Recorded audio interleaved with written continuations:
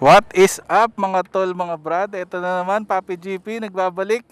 At ngayon nandito tayo sa may Cavyang Tanay. Kasama natin ang ating kuya JB, ayan, pogi-pogi. Naka-imprint customs pa, ang tibay. Medyo matagal din tayo napahinga sa ating pagbablog. At syempre dahil nagkaroon nga ng COVID.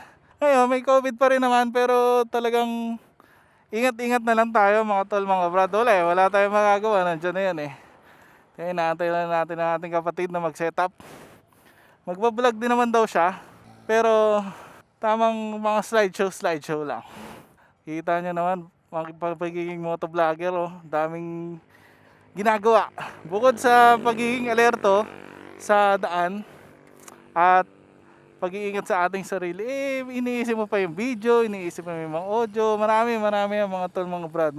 Naiintindihan yan kung kayo ay isang motovlogger din o kung kayo ay nag-edit ng mga video na ganyan. Alright, we are all set, let's go! Gospel na yan! Para sa mga hindi nakakaalam mga tol, mga brad, andito tayo sa Cavyang Tunnel. Sa mga hindi nakakaalam, dito tayo unang na first blood, mga tol, mga brad. Ito yung unang experience natin na ma-aksidente tayo dahil tayo ay nasemp lang dito. Sa syempre newbie at lahat naman na nagmamotor, talagang mahirap iwasan na hindi mo maranasan na sumemp lang. Dahil minsan nakapasarap, nakapabilis, tapos yung bilis mo hindi mo na makontrol, mag-overshoot. Doon madalas nag-overshoot yun yung napapasarap, tapos napabilis ka, tapos yung bilis na yun hindi ka komportable. So mag-overshoot ka kasi kukulangin ka sa liko. Yun na nangyari sa akin. Buti na lang mga tol, mga brad, tumama tayo sa mga buha-buhangin lang at hindi tayo nabangga. Anyway, all good na tayo mga tol, mga brad. Dito na tayo ulit. Harapin natin ang ating unang first blood at wag na natin pag-usapan yung mga ganyan at mamaya may makarinig, may masamang hangin na umihip sa atin at maulit at ayaw na natin yon. So pinagkakabalan ko mga tol, mga brad, habang COVID, syempre bahay-bahay lang tayo, trabaho, ganyan, online games, ML, Valorant at minsan Among Us. Pero hindi na rin tayo nakakapaglaro ng Among Us dahil nga hindi naman tayo sanay magsinungaling. So tama na yung mga ML na yan. Speaking of Mobile Legends mga tol, mga brad, shoutout ko nga pala yung aking squad o guild o group o kung ano man ang tawag doon, ang Excalibur 8D. Excalibur 8D. Shoutout sa inyo mga tol, mga brad.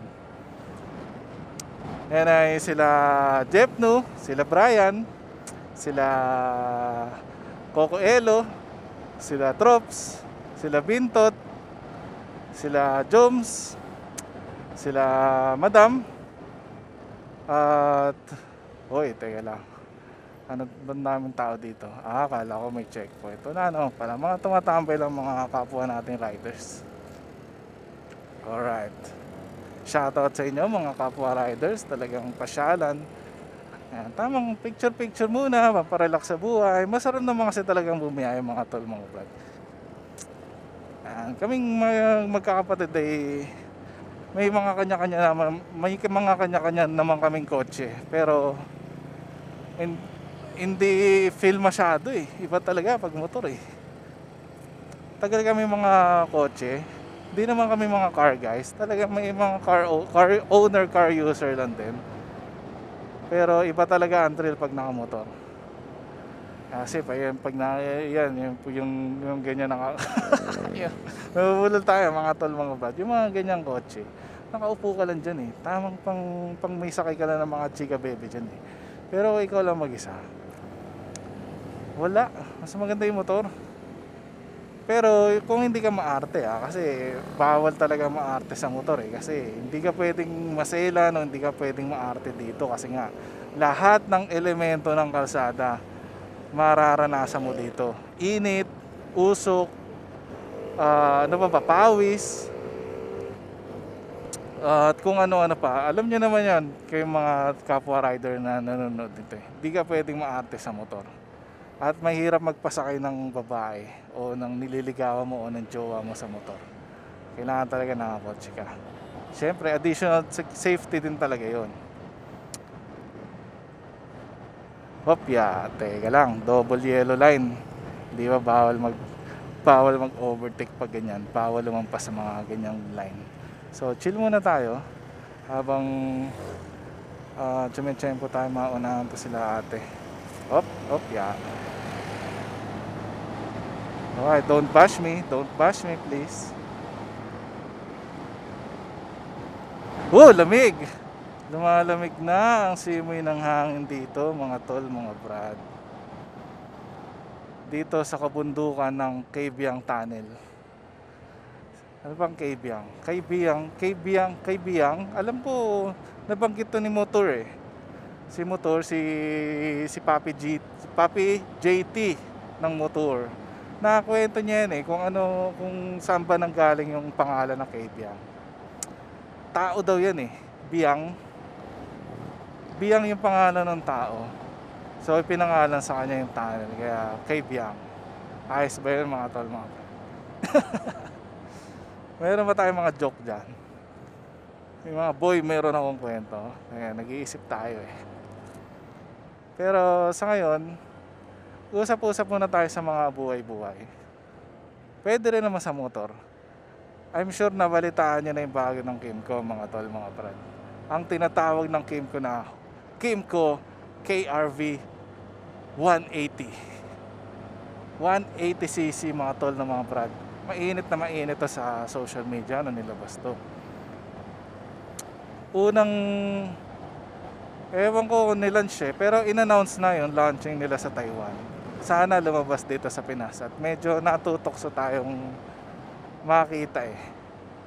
Sana ilabas dito sa Pilipinas dahil natutokso nga tayo mag-maxi scoot sa mga NMAX o PCX na yan.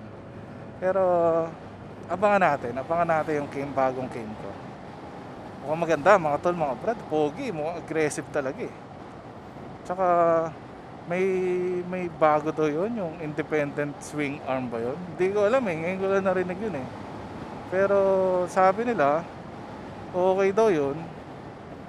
Pero sabi nila, hindi din naman okay. Bakit naging okay? Paano naging okay, sabi ng iba? Kasi nga daw, ewan ko ba kung ano explanation nun, hindi ko rin naiintindihan yun eh. Pero looks wise, sa looks department tayo, ganda, pogi. I'm sure nakita niyo naman yan eh. Tapos sa safety wise, yung ABS, meron din parehas gulong, harap, likod, meron ding ABS, so check. So looks, check. ABS, check. Dito kasi sa click natin, wala ito eh. Ano lang to eh, combi brake. Pero syempre unang motor natin to, so tamang chill lang tayo. At para medyo kontrolado natin yung speed, kaya 125 lang tayo. Nakakatukso kasi talaga kapag sobrang bilis eh. Gusto mong gaspolin eh. Sabi nga ni Papi Dekdek.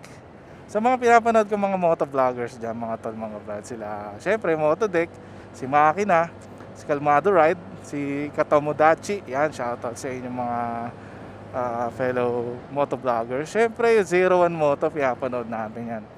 Sino pa ba? Si ano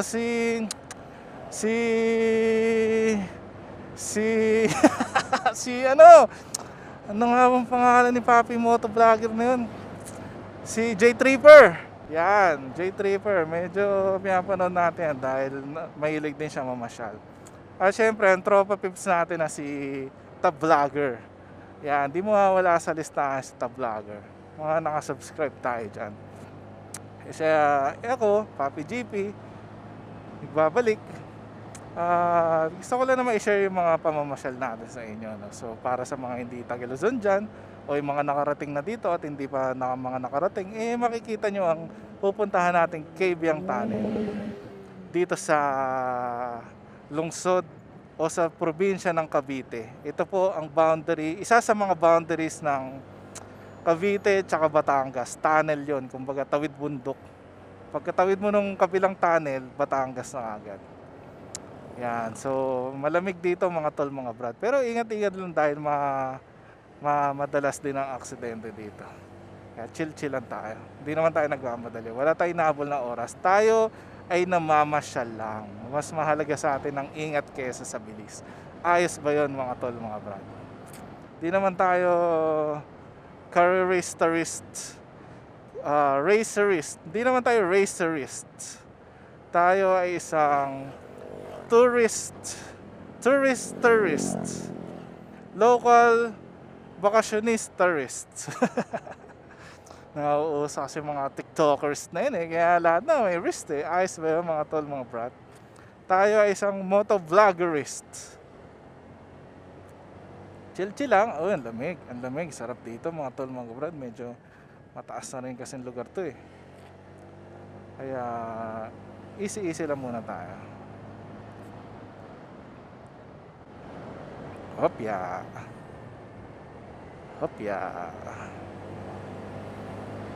Hoy, ang cute naman noon. Ano yun? Fino? Liit. Ang liit na naka-lowered. Ayos yun ah. Sarap dito mga tol, mga brad. Kung mapapasyalan nyo to, maganda siya.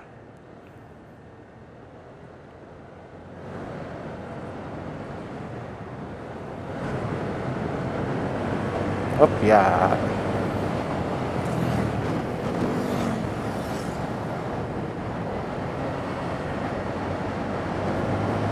Asa na ba si kuya? Yun, nasa likod. Para malibang tayo mga tol, mga brad, hahainan ko kayo ng mga awiting klasiko. Kumbaga El Clasico, Manila Clasico. Ready na ba kayo dyan mga tol, mga brad? Paminsan-minsan alala ko ang pagbalik,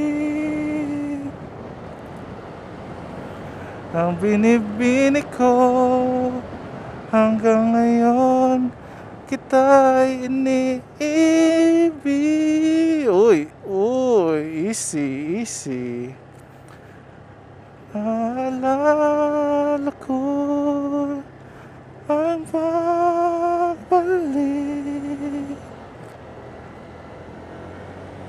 ang binibini ko hanggang ngayon ika'y iniibig.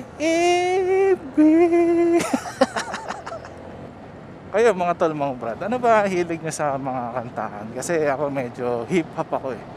Mula nung bata, kasi mga kapatid, ako kasi bunso sa amin magkakapatid. Yung mga kapatid ko, mahilig yan sa mga hip-hop ng araw. Tayo pa uso nun, panahon nila Michael Jackson yun.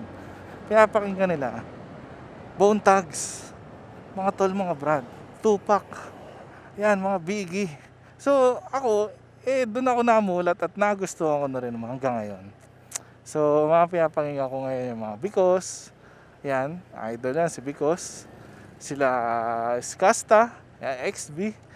Wala naman tayong mga hate, just music lang tayo mga tol, mga brad. Dahil medyo maganda naman talaga yung mga kanta nila. Lalo ngayon yung bago ni Skasta Klee, mga homie Skasta Klee. Kung ako, papangalanan ako sarili ko, si G. Cleezy, Papi G. Cleezy. Yun ang rap name ko, G. Cleezy. Easy. Uy, tumusok yun. Pucha, ano yan? Puta, kala ko may nagbe-vape lang sa loob eh. May problema sa tampucha siguro yun. May goma. Lamig mga tol, mga brad, sarap dito. Ano nga ba yung pinag-uusapan natin? Wala tuloy tayo. Ito na ba yun? Ito na pala yun. Yun lang mga tol, mga brad, mabilis lang. Tamang, di naman kasi nagmamadali, so no need na magmabilis tayo. Di naman tayo racerist. Ang daming mga riders, picture. Picture sila dito. Yan, talagang puntahan to eh.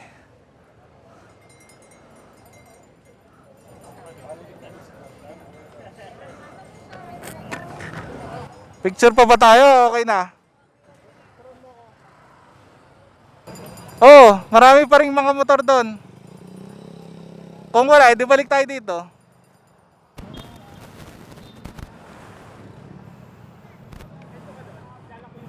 Ito yung mga picture.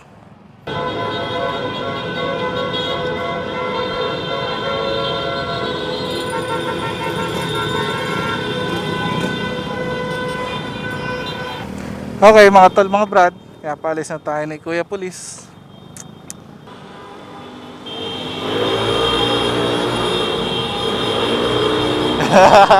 Makibusina na rin tayo eh, nakabusina na sila eh.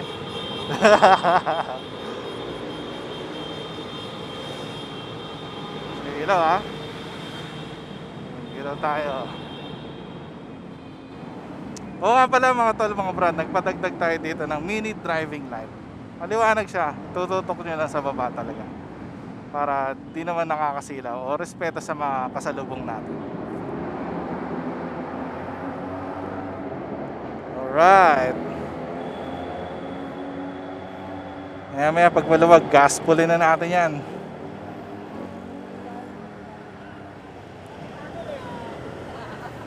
Dito po, pati sa kabilang dulo. Yeah. So dito na muna tatapusin yung vlog mga tol, mga brad, dahil nga kailangan magmadali na papunta dun sa Lian, Batangas. Alright, hanggang sa muli, Papi GP nagbabalik. Salamat sa panonood. Suportahan lang tayo mga tol, mga vlog, ay mga tol, mga brad. Support all motovloggers. Alright, mas maganda, mas marami, masama-sama tayo, mas masaya yun. Alright, thank you mga tol, mga brad. This has been Papi GP. Peace out.